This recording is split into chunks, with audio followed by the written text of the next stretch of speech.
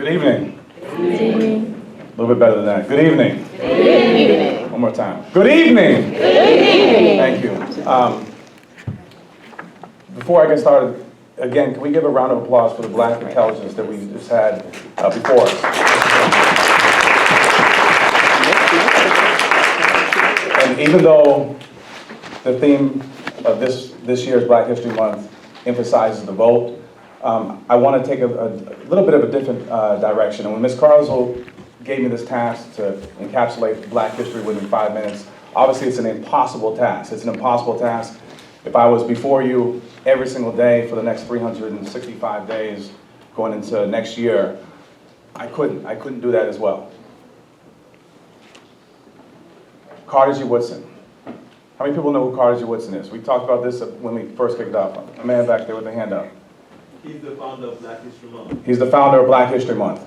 He's the founder of Black History Month. So don't celebrate something until you know who the father, the mother, who the founder, who the originator of that holiday, of that day is. Carter G. Woodson, second African American to receive a PhD from Harvard. And as I said when we kicked off this month a few weeks ago, I say that to only say is about the resistance and the wherewithal that we have always had within us to go through these different trials and tribulations and to achieve things as PhDs, as W.E.B. Du Bois did, as being the first African American to receive a PhD, and Carter G. Woodson. And I said that validation is parking tickets. All right, we don't need validation from anybody. We don't need validation from anybody to say Carter G. Woodson, went to Harvard. We knew he could go to Harvard. We knew he could go to any university in this country and achieve great lengths of success. But it's important to understand what these individuals went through and how they were able to achieve great lengths of success within academia, within liberation struggles, and the like. Carter G. Woodson, 1926, founded Negro History Week. Founded Negro History Week in 1926. He died before Negro History Week became Black History Month. He passed. But when he created Negro History Week, and I want you to understand this, when he created Negro History Week, he wanted it to be a platform, a trampoline, if you will, to launch ourselves into the exploration of Black history, of African history, because obviously, if you are Black, we have African origins running through us throughout this room, whether you were born in Nigeria or you were born in Detroit, Michigan. And so take this as an opportunity to study the long, long legacy of African people, of people in humankind throughout the entire year, because that is what Dr. Carter G. Woodson wanted. Secondarily, 1976 is when Black History Month Negro History Week became Black History Month. And it didn't come without a cost. It came with struggle. It came with struggle. Great struggle. Has anyone ever read the Miseducation of the Negro? It is one of the most important books, that you can ever read. It was written by Dr. Carter G. Woodson in 1933. Please pick up that book. Much of what he discusses, when you read that book, you will say, was this book written in 2016? Was it written in 2017? Was it written in 2018? He talks about the plight and the struggle, and he cast a strong critique of the American educational system. He said, we have Negroes going to the highest universities in this country right now, receiving degrees, but they are being indoctrinated. They are being culturally indoctrinated to move away from their own cultural relevance, to move away from their history. And so he had a scathing critique.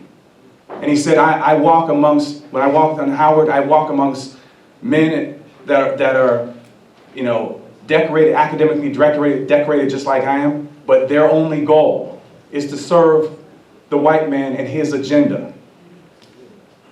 You have to liberate your mind, and he emphasizes that. You have to liberate your mind. He gave her a critique about those same individuals going out into the world. They now have PhDs, and now they're going out and miseducating other Black folks. Miseducating other Black folks. Receive your degrees, your bachelor's degrees, your master's degrees, your PhDs. Receive those. Go on with honors. Go on with honors. But those mean nothing if you don't liberate your mind. If you don't liberate your mind, you are just a technocrat that is going through the motions day in, day out as an engineer at this firm or this government agency, or a teacher at this school or this university if you have not liberated your mind. Your mind must be liberated. You must understand the great history that has come before us. You have to understand that the origins of sciences, mathematics, the first counting tools come out of Africa, the Ashango bones, the first C-section, the first brain surgeries came out of Africa, were done by black Africans. Black Africans. All these things, the smelting of iron ore, chemistry, coming out of ancient Kemet, chemistry, sciences, mathematics, I can go on and on, philosophy, religion, these things, soap, windows, these things all come out of ancient Africa. When Europe was going through the Dark Ages, bubonic plague, the Far East, China, Japan, and the great African continent was not going through. They were at their apex. They were at their apex. But when I was going through school, I was taught about the Dark Ages, and it made it seem, and they taught in a way to make it seem that the entire globe was going through this. And at the same time, when I reflected years down the line, I look back and I was like, even when they were going through struggle, they made it seem like the whole world was going through it. But at the same time, they didn't tell me about my history. But they didn't have to tell me about my history. People talk about the fact that the educational system is broken. It's not broken. It's not broken. The educational system is not broken. It is functioning the way it is supposed to function.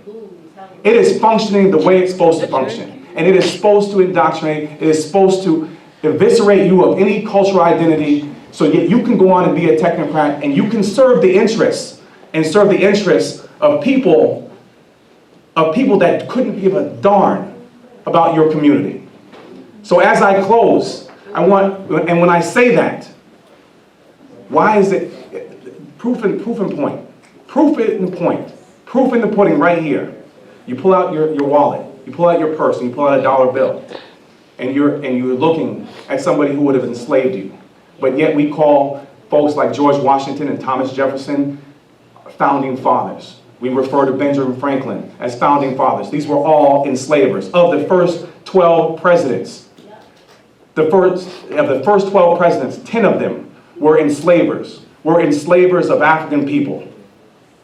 And I wouldn't call anybody my father or my mother if they would have enslaved me or they enslaved anybody.